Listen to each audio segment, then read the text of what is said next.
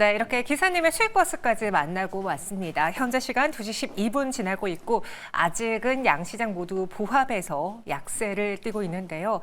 오늘도 여러 투자 뉴스들이 많았습니다. 과연 그 안에서의 팩트는 무엇인지 우리가 투자 관점으로 노려봐야 될 것들 하나씩 추려드리도록 할게요. 유세벽 대표, 이건희 대표 나왔습니다. 어서 오세요. 예, 안녕하세요. 네, 안녕하십니까. 금요일장들이 원래 좀 매번 그렇듯이 선선하게 움직이고 있는데요. 오늘도 여러 투자 뉴스들이 텔레그램 방에 올라왔거든요. 하나씩 살펴보겠습니다. 일단 이런 글도 있네요. 오늘의 대장 섹터는 반도체가 아니라 메타버스다. 롯데이노베이트, 위직스튜디오, 맥스 이런 종목들이 크게 올라주고 있고요. 또 텔레그램 방에는 중국 관련한 뉴스가 많습니다. 특히 롯데케미칼 이야기를 하신 분도 있네요. 중국 때문에 주가가 오르길래 차트를 좀 보는데 지난 20년 동안 월봉 기준 과매도가 뜬 건 지난 8월이 처음이다. 그만큼 강하다라는 이야기 있습니다. 그래서 그런 건지 모르겠는데 또 텔레그램 방에 이런 글이 올라왔어요. 오늘 긴급 공지로 중국 주식 주문 불안정 안내 공지가 올라왔다고 하네요. 급한 한국 투자자라면서 많은 분들이 이제 주식 투자를 하면서 이 중국발 뉴스를 많이 보시는 것 같습니다. 그와 함께 또 봐야 될 거는 미국의 항구 노동 분쟁으로 인해서 농산물이 위협받고 있다. 최근에 운임가 상승 그리고 이 농산물 확보에 대한 불안 속에 관련주들이 오늘 좀 움직이고 있는데요. 곡물주도 한번 체크해 보시는 거 좋을 것 같습니다. 그중에서 눈에 띄는 건 바로 반도체 뉴스입니다. 저희 본론으로 들어가 볼게요. 오늘 꼭 확인해 봐야 되는 거는 SK하이닉스 반도체 겨울론, 그래서 사실이 무엇인데 어제 이어서 다뤄보도록 하죠. 반도체 공급 과잉 우려를 뒤집은 SK하이닉스의 HBM3 12단 양산 소식이 들려왔습니다. 이렇게 된다면 앞으로 공급단에서의 변화가 생기면서 조금 더 활발하게 이루어지지 않을까, SK하이닉스가 주도권을 가져가지 않을까라는 기대가 있는데요. 우리 IT의 신 이영수 대표도 텔레그램에 반도체 봄이랍니다. 뉴스 보고 투자하세요라는 코멘트를 올려주시기도 했습니다. 모건스탠리 충격의 매도 보고서를 내놓고서는 또 웃긴 건 이 SK하이닉스의 106만 주 폭풍 매수 소식도 있더라고요. 매도 리포트 발간 전에 대량 매매 의혹을 받고 있는 외국계 투자은행, 너무 이들의 투자 패턴에 속지 말자라고 했는데 매도 리포트 낼 때는 언제고 또 SK하이닉스를 강하게 샀다라는 뉴스도 올라와 있습니다. 현재 삼성전자, SK하이닉스의 주가 흐름 한번 확인해 보실까요? 어제 삼성전자도 모처럼 반등에 성공했는데요. 오늘 오전보다는 탄력이 좀 줄었지만 보합에서 움직이고 있고요. SK하이닉스는 2.7% 크게 올라주고 있습니다. 소부장주들의 반응도 함께 확인해 보시죠. PMT가 10% 넘는 급등을, TFE가 4%가량의 오름세를, 어제 네오셈 크게 올랐는데요. 오늘은 윗꼬리가 달렸습니다. 대체적으로 반도체 소부장주들의 윗꼬리는 달려져 있는 상황이에요. 이건희 대표님. 예, SK하이닉스는 전일 마이크론의 그 호소식에 모처럼 불기둥을 뽑아냈고 또 오늘 장도 빨간불을 나타내고 있는데 이 겨울론이다 아니다 말들이 많잖아요. 그리고 모건스탠리가 폭풍 매수했다라는 그 뉴스도 있는데 그 숨은 의미 무엇이 가장 중요할까요? 일단 겨울이 아니라는 거죠. 결국에는. 아니다. 네. 겨울은 아직 멀었다 이렇게 보시는 게 맞고요. 최근에 이제 업계 관계자들 얘기 들어보면 여전히 지금 투자가 확대 일로에 있고 우리가 지금 챗GPT 3.5부터 봤잖아요. 네. 지금 5.0에 들어가는 반도체가 얼마다 이렇게 계산하는 분들도 있는데 내후년 되면 6.0이 나오는데 6.0까지 보면 지금 현재 전망하고 있는 거에 거의 한 10배? 그러니까 어마어마한 숫자의 이제 그 학습용 반도체가 필요한 상황이고요. 여전히 B2B로 진행되고 있기 때문에 이제 일반인들은 이제 피부에 못 느끼겠지만 사실 메타가 지금 오브라이언 때문에 굉장히 우리나라는 지금 핫하지만 메타가 그것만 발표한 게 아니고요. 본인들의 이제 AI 기능들도 언어로 하는 거 이런 것도 책에서 다 발표를 했습니다. 그 내용을 보면 여전히 메타를 비롯해서 많은 이제 그 빅테크 기업들이 지금 반도체 그 AI 산업을 위해서 투자를 많이 하고 있다는 게 증명이 되고 있고 내년에도 여전히 지금 투자가 더 확대될 거라는 지금 계획을 하고 있기 때문에 그걸 이제 마이크론이 가이던스를 얘기할 때 얘기를 했죠. 전체 HBM 시장이 확장 일로에 있다라고 얘기를 했고요. 네. 거기에 이제 SK하이닉스가 선도 업체로 지금 치고 나가고 있는 게 가장 중요한데 마이크론 같은 경우는 HBM3E를 퀄 테스트를 통과했다라고 보고를 했는데 여기는 SK하이닉스는 양산에 들어갔죠. 맞아요. 블랙엘에 들어간다고 보시면 될 것 같고요. 그러면 항상 그 선도 기업은 제일 높은 사양의 부품을 납품하기 때문에 가장 마진을 잘 받습니다. 그러면 삼성전자가 지금 3E의 8단을 지금 일부 납품할 걸로 예상을 하고 있는데 연내에. 그러면 이제 여전히 삼성전자는 이제 블랙웨어 시리즈가 아니라 호퍼 시리즈에 들어가겠죠. 그러니까 이제 계속 치고 나가는 게 하이닉스고 그 다음이 지금 쫓아가는 게 마이크론과 삼성전자인데 지금 순위가 바뀌었죠. 그래서 2등이 1등이 되고 네. 3등이 2등이 되고 1등이 3등이 된 겁니다. 순서는. 근데 이제 물량적으로는 이제 마이크론이 워낙 적기 때문에 사실은 삼성전자가 빨리 쫓아간다라고 하면 훨씬 더 빨리 이제 그 자리를 2등 자리를 차지할 걸로 보고는 있는데 여전히 하이닉스가 지금 치고 나가는 상황이고 아마 이번 실적 발표하게 되면 네. 하이닉스가 반도체 부분에서는 삼성전자보다 더 나갈 수도 있다. 지금 예상을 하고 있고요. 그래서 오늘도 보면 외국인들이 3,800억 이상을 지금 사고 있습니다. SK하이닉스요? SK하이닉스 사고 있고요. 근데 반면 삼성전자는 아직도 외국인들이 팔고 있죠. 그러니까요. 물론 이제 규모는 좀 줄어서 한 900억대로 줄었는데 약 한 1,000억 원 가량은 아직도 팔고 있기 때문에 여전히 좀 냉기는 이제 그 온기는 SK 하이닉스 중심으로 가고 있고요. 삼성전자는 여전히 이제 HBM 납품이 안 되고 있기 때문에 조금 좀 늦어지는 그런 모습을 좀 보이고 있다. 그래서 외국인들의 수급을 삼성전자는 좀 보실 필요가 있을 것 같고요. 그래서 삼성전자는 그럼 더 빠질 거냐? 빠지진 않을 겁니다. 왜냐하면 레거시가 안 좋다는 말이 이제 없어졌죠. PC 수요도 올라오고 있고 데이터 센터 수요도 올라오고 있기 때문에 삼성전자도 바닥을 잡고 있는 과정 정도로 보시면 될 것 같습니다. 그럼 그 모건 스탠리의 반도체 겨울론은 아니다라고 결론을 내린 상황에서 모건 스탠리가 다시 SK하이닉스 산 건 이건 사실 그 창구를 이용한 다른 투자자일 수도 있긴 하잖아요. 그렇죠. 뭐 판 것도 그렇고 산 것도 그렇고 네. 그게 모건 스탠리 그 자체 플랍에서 했다라고 보기는 좀 어려울 수 있습니다. 그러니까 뭐 외국인들이 모건 스탠리 창구를 이용한 걸 수도 있으니까 너무 그렇게 몰아붙이지 마시고 이미 이제 반성문 써야 되는데 여전히 이제 좀 침묵하고 있습니까? 침묵하고 있는 게 아니라 변명을 보니까 네. 여전히 자기네들은 뷰가 안 좋다. 근데 이제 얘기를 하는데 그게 과거의 잘못된 사이클, 과거의 사이클을 신산업이 시작됐는데 그 사이클에 대입한 오류 정도로 보시면 될 것 같습니다. 네. 그러니까 뭐 거짓말한 거라고 보기보다는 그 모건 스탠리 창구로 매수가 이어진 게 꼭 모건 스탠리 쪽의 그 증권사 쪽의 뷰와 합당하게 이뤄지는 건 아니니까요. 그 창구를 이용한 다른 투자자일 수 있다라는 것도 감안을 해보겠습니다. 그럼 SK하이닉스 먼저 지금 외국인 투자자들의 매수가 더 발빠르게 들어와주고 있거든요. 보니까 차트상으로 지난번 그 블랙 먼데이 때 내려갔던 가격 그리고 최근에 그 겨울론 때문에 충격을 받았던 가격 그 라인을 지지 라인으로 보고 매수하면 되겠습니까? 저는 지금 15만 원대 가격대를 쌍바닥 지지라고 하는데 지금 현재 그런 모습을 보여주고 네. 지금 딱 1차 저항 라인이 단기적으로 19만 원대에서 저항 라인을 딱 맞이하고 있는데 맞닥뜨리고 있는데 중장기 이평선이 61선하고 121선 그 가격대 가운데가 19만 원대예요. 그 가격대를 돌파를 해주는 시점이 SK 하이닉스가 다시금 정고점 트라이를 하지 않을까라고 바라보고 있는데 앞서서 말씀 주셨다시피 지금 모건 스탠리가 뭐 안 좋게 겨울이 왔다라고 말씀을 지난주에 벌써 나왔었던 얘기고 지난주에 저는 강력하게 좀 매수 구간에 들어왔다라고 말씀을 드렸었던 것 같은데 네. 그 이후에 좀 강하게 치고 왔어요. 그러면은 여기에서 다시금 조정이 들어와도 이상하지 않은 시점이 왔다라고는 부분들은 좀 참고를 하셨으면 좋겠고 근데 이제 모건 스탠리나 아니면은 여러 증권사에서 반도체 관련한 악재성 그런 좀 실적에 대한 불확실성 이런 것들을 얘기를 할 때 그 시점이 2021년 하반기 때였었습니다. 그때가 있었었고 2017년도에도 있었었는데 그 이후에 2달 이내에 반도체는 강하게 대참 반등을 했었던 이력이 있습니다. 과거에 그랬기 때문에 지금 앞으로도 그럴 것이다 라는 얘기를 드리는 것은 아니지만 네. 그래도 지금 HBM 관련 수요가 계속적으로 많아질 것이다 라고 얘기를 하고 있고 그 증거는 어쨌든 백악관에서 데이터 센터 AI 경쟁을 심화시키고 있다라는 부분들 거기에 빅테크 M7이 지금 공격적으로 투자를 단행을 하고 있다라는 점들 그렇다라면은 SK 하이닉스를 필두로 해서 삼성전자 또한 여기에서 공급 체결 같은 빅 이슈가 터져준다라면은 그리고 10월 8일 날 이제 잠정 실적 발표 이런 것들이 그때 어닝 서프라이즈가 나와준다면 그러면 반도체의 온기는 전반적으로 더욱더 확대될 여지가 높다라고 말씀을 드리겠습니다.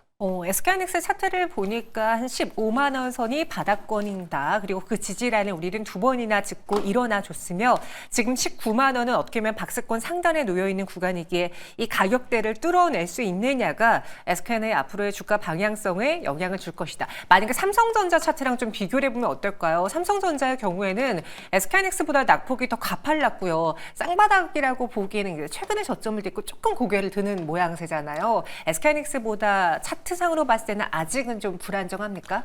굉장히 불안정하다라고 느끼실 수도 있어요. 네. 근데 지금 어쨌든 지난번에도 이제 외국인들의 선물 매수세가 심상치 않아 보인다. 그렇기 때문에 삼성전자 혹은 SK 하이닉스로 지금 현물로 이렇게 지금 사들이는 모습이 나와주지 않을까라고 하는데 앞서 이건희 대표님도 말씀을 주셨다시피 SK 하이닉스 쪽으로 먼저 수급이 들어오는 모습들을 보여주고 있어요. 근데 그런 부분들을 삼성전자 같은 경우는 지금 완전히 무너졌다라기보다는 이제는 어느 정도 가격 하락을 어느 정도 하방 경직성을 띠고 움직일 것이라고 생각을 하고 있기 때문에 지금 현 구간은 저는 이제 보유하신 분들이라면 조금 더 기다려 보시면 한두 달 정도 여유 긴 호흡으로 바라보신다라면 지금 6만 원대 가격은 충분히 지켜줄 거라고 보고 있고 상승 볼륨이 좀 더 있다. 근데 다만 외국인들의 수급, 우호적인 그런 수급이 들어와야만 기존에 이제 9만 전자 트라이를 하지 않을까라고 말씀을 드리겠습니다.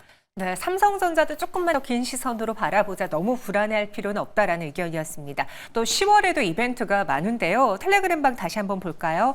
델이 10월 10일에 이벤트를 개최해서 엔비디아와 함께 AI가 운영 비용을 줄이고 수익을 증대하며 운영을 혁신하는 방법을 공개한다고 합니다. 마이크론에 이어서 델 그리고 이 엔비디아 뭐 또 다른 뉴스가 나와주는지 투자 심리에 개선이 될지 귀추가 주목되고 있는 가운데 가치 투자 클럽이라는 텔레그램 방에서는 낙폭과대 반도체를 이렇게 정리해서 하나의 표로 올려놓았더라고요. 하나 마이크론, 뭐 한양 디지텍, DI, DIT, 하나 머티리얼즈, SNS텍 굉장히 많은 종목이 과대 낙폭의 반도체 줍니다. 이건희 대표님도 익숙하실 텐데요. 혹시 이 중에서 SK하이닉스의 그 외국인들의 매수 보면서 같이 눈여겨볼 만한 낙폭과대 반도체주로는 어떤 게 있을까요? 이제 지금 다시 반도체 전체가 레거시도 괜찮다. 뭐 PC 수요도 미국 같은 경우는 이제 올라오고 있고 올해 아마 한 6% 이상 좋아질 걸로 보고 있고 내년도 한 6% 이상 성장을 할 걸로 보는데 네. 모바일 수요도 생각보다 올라오고 있습니다. 그러면 뭐 레거시는 나쁘지 않은데 문제는 나쁘지 않은 게 중요한 게 아니라 확 올라가는 게 중요하죠. 시장은 좀 빠른 회복을 원하는데 아직은 좀 레거시 쪽은 은근히 올라오고 있다. 폭발적인 수요가 나오고 있지는 않아서 하방은 막을 수 있지만 그에 따른 뭐 상방은 좀 약간 제한될 수 있는데 지금 보시면 종목도 굉장히 많죠. 네.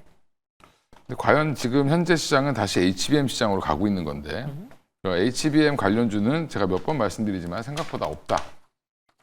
관련주가 직접적인 관련주 별로 없습니다. 그냥 다 카더라죠. 그쪽에 납품할 가능성이 높다. 근데 알고 보면 뭐 디램에도 쓰이고 뭐 HBM에도 들어간다. 어차피 HBM이 디램을 쌓는 거기 때문에 그렇습니다. 근데 지금 직접 관련된 종목들을 보면 사실은 한미반도체가 거의 유일한 종목이고요. 네. 그 다음에 이제 PSK 홀딩스 정도가 있다라고 보시면 되고, 그 다음에 이스페타시스는 이제 이건 HBM과 관련된 게 아니라 엔비디아랑 뭐 그다음에 마이크로소프트, 구글과 관련된 종목입니다. 그래서 이쪽은 AI 가속기, 그다음에 데이터 센터향 MLB가 들어가기 때문에 이스페타시스가 너무 반도체와 엮여서 움직이는 것도 사실 저는 좀 뭐 근본적으로 맞을 수 있는데 사실 데이터 센터 지금 계속 잘 짓고 있죠. 그러면 이제 사실 이스페타시스는 더 좋아져야 되는데 조금 너무 같이 엮여 있다라고 보고 있고요. 그래서 세 종목 정도만 보시면 되고. 네. 지금 그럼 테크윈 같은 이제 그 검사 장비는 제가 넣었다 뺐다 하는데 지금은 조금 빼야 된다. 좀 그 여전히 추가 수주라든지 이런 모멘텀이 좀 나와주는 게 좀 필요하고요. 네. 지금 주가 시세를 한번 너무 크게 줬기 때문에 근데 그러고 나서 지금 직접적인 수주 내용이 없습니다. 아직까지 나온 게 없기 때문에 물론 최근에 어제 반등이 크게 나왔던 거는 주요 고객사가 SK하이닉스와 마이크론이기 때문에 마이크론 반등 이후에 급반등이 나왔다가 다시 또 이제 빠지는 그런 형태가 나오고 있다. 여전히 좀 세 종목 중심으로 보시면 좋을 것 같습니다. 저희 시청자분 중에 숙련공님은요, 이제 9월 한국 반도체 수출 증가율만 나오면 모든 걸 확인해 볼 수 있을 텐데 현재로는 반도체 수출 증가율이 피크를 지나서 꺾이는 게 팩트다라는 의견, 더불어서 투자도 계속 증가시킬 수는 없다. HBM과 빅테크 AI 투자는 일시적인 거고 영구 지속되지 않는다라는 좀 반대 의견을 내놔주시기도 했습니다. 여기에 대해서는 어떻게 생각하세요? 전체 시장을 보면 당연히 안 좋습니다. 왜 그러냐면 지금 그 모건 스탠리의 논리에 따르면 공급 과잉 어쩌고저쩌고 얘기했는데 그 자체가 말이 안 되는 게 삼성전자, 하이닉스가 지금 공격적으로 투자를 하고 있지 않습니다. 지금 심지어 삼성전자는 미국 팹도 지금 짓다가 네. 약간 지연시키고 있죠. 그만큼 공격적인 게 아니라 HBM을 공격적으로 투자한 게 아니라 기존 D램 라인을 HBM으로 바꾼 겁니다. 전용한 거고 원래 D램을 더 생산하기로 집계했던 청주 공장도 그냥 아예 HBM 라인으로 바꿔버렸죠. 네. 그만큼 이제 그 안에서 장비단이라든지 설비만 바꾸는 그런 정도로 진행되기 때문에 제가 그래서 아까 말씀드린 것처럼 직접적인 수혜주가 많지 않다. 라고 말씀드린 거고 그래서 한미반도체랑 PSK 홀딩스 정도만 보셔야 되고 네. 하지만 HBM은 여전히 성장세에 있고 올해 아마 하이닉스가 적어도 HBM으로 5조 이상 수익이 날 거고요. 내년에는 아마 10조 이상 수익이 날 겁니다. 그러면 이런 부분들 보면 여전히 몇 종목 되지 않는다라는 게 사실은 좀 안타깝고 그래서 잘 모르시면 뭐 그런 것들을 알아내기가 힘들거나 이런 이제 좀 디테일하게 보기 어려우신 분들을 위해서 네. 종목을 좀 한정짓고 말씀을 드리는 거고 또 하나 이제 그것조차도 싫으시면 그냥 SK 하이닉스만 보시는 게 맞다. 이게 말씀드리겠습니다. 네, 이렇게 반도체를 둘러싸고 있는 투자 뉴스에 대한 팩트체크 다뤄봤습니다. 이어서 두 번째 텔레그램 방으로 들어가 볼게요. 오늘 호재가 나왔음에도 불구하고 주가에 전혀 녹이지 못하는 기업이 있습니다. HD 한국조선해양 컨테이너선 4척을 6,746억 원에 수주했다고 합니다. 연간 수주 목표인 135억 달러에 무려 131.7%를 기록한 이제 초과 달성한 상황인데 그래서 그런가요? 요즘 뭐 계속 조선 슈퍼사이클 이야기하잖아요.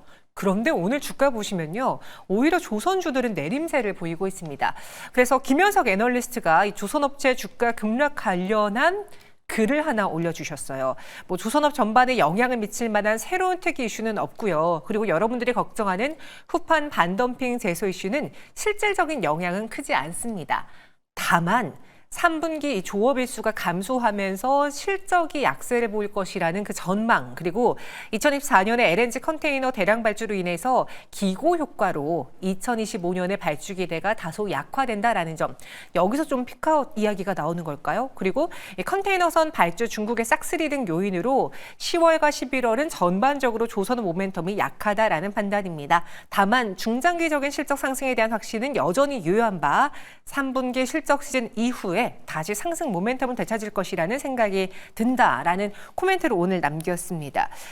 최근 이 조선업계를 둘러싸고 있는 이 후판 반덤핑 제소 이슈가 있는데 이 애널리스트 분도 실질적인 영향은 특히 조선업체에 미치는 영향은 크지 않다라고 코멘트를 달긴 했거든요. 어떤 내용일까요?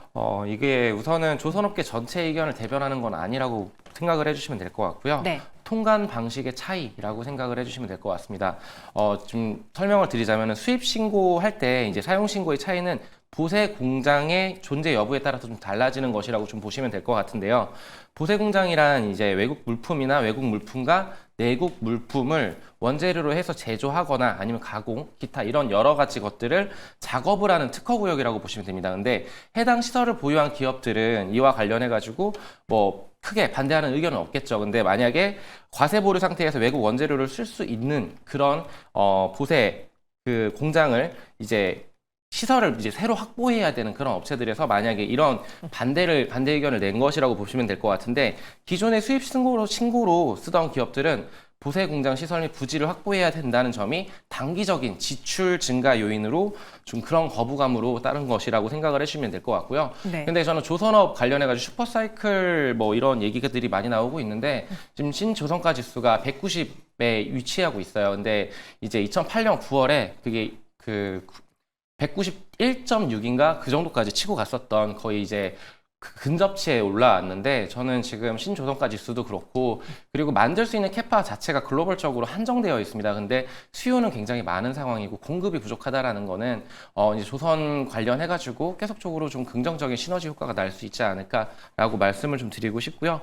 여기에 추가적으로 이제 그 후판 가격이 킬로그램당 이제 포스트코 관련해가지고 킬로그램당 900원 정도 하고 있는데 네. 이게 외국하고 이제 스프레드 마진이 160원 가까이 벌어져 있다라는 점, 이런 점들이 아무래도 후판 가격이 좀 다운된다, 계속적으로 2년 연속 다운되고 있는데, 그렇다라면은 영업이익률이 올라갈 수밖에 없습니다. 왜냐하면 배를 만드는 그 가격 자체가 원가가 절감이 되기 때문에 영업이익률이 계속 개선이 될 거기 때문에 저는 조선주 지금 눌림목이 왔었을 때 지켜봐야 된다라고 말씀을 드리겠습니다. 눌림목이 왔을 때 지켜보자라는 이야기. 그럼 당분간의 이 3분기, 특히 10월, 11월의 모멘텀은 좀 다소 약화된다라는 그 평가가 있었잖아요. 거기에 대해서 일시적인 조정, 일시적인 숨고르기 구간이라고 판단하시는지요? 지금 뭐 후판 가격 반덤핑 이슈가 나올 때보다 오늘 더 빠지고 있죠. 네. 오늘 빠진 거는 지준율을 0.5% 인하하면서 결국에는 이제 그러면 중국 경기가 살아나겠죠.